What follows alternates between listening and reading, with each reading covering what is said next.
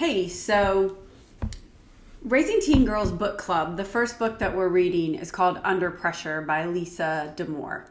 And I know that it's not always easy to jump on a call to have a discussion about a book. I wanted to be able to offer that to anybody who was reading the book.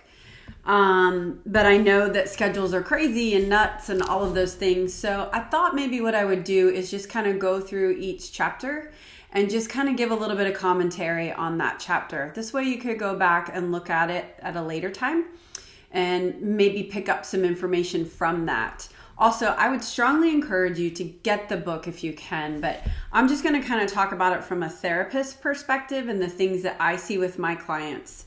One of the things I love about this book is so far everything that I've read really lines up with what I see in my practice. I think that Dr. D'Amour and I have a very similar type of clientele, and so we see a lot of the same things. So in chapter 1, really she's going over some of the basics of anxiety, and she reframes anxiety from a healthy perspective. And that's something that I often do with clients is I want them to understand that anxiety is not entirely bad. It's not something that we just totally want to get rid of.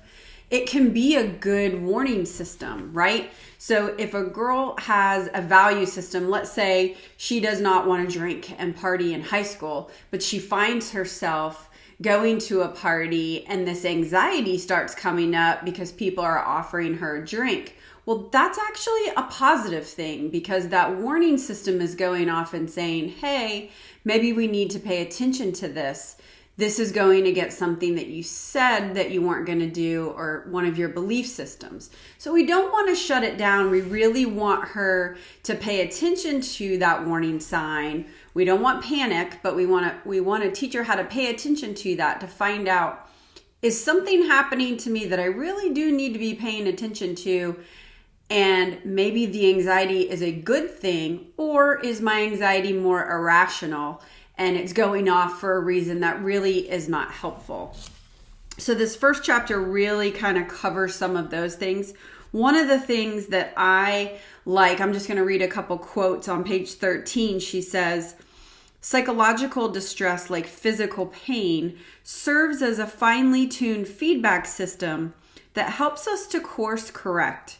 Just as physical pain prompts us to stop touching a hot burner, emotional distress alerts us to pay attention to our choices. So I think that that's a really positive way to look at it and a perspective that we need to be teaching girls. And that's something that we do in our practice, but it's something that you can do as well, that you can teach her that all anxiety is not bad anxiety, even though a lot of times she's under a tremendous amount of stress.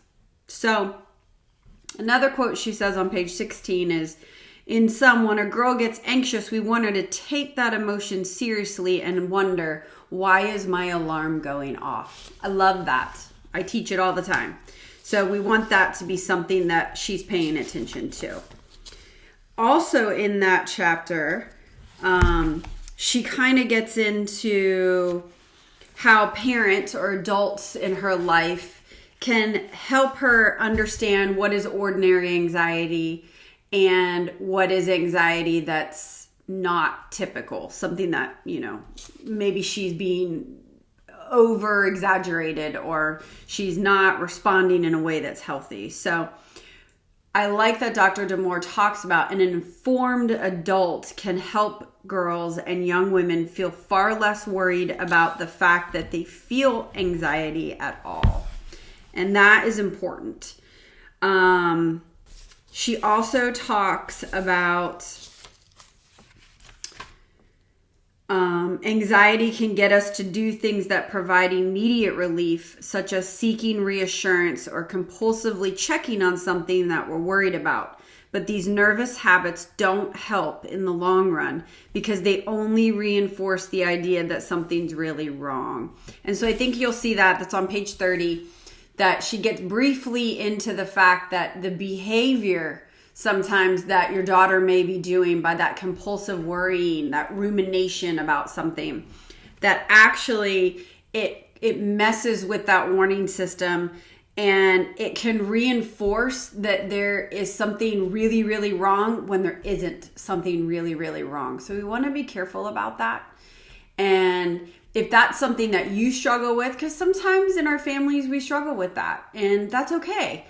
But that is something that you would want to work on, and maybe it's something that the two of you could even be working on together. You know, she may feel like, okay, if mom's in this with me or dad's in this with me, that I have another adult in my life who is trying not to overreact or to hit every situation with anxiety. So chapter 1 really kind of gets into those basics, and she just covers it at a high level. She doesn't go super deep in this chapter, but I do think it lays the groundwork for what we're going to talk about next.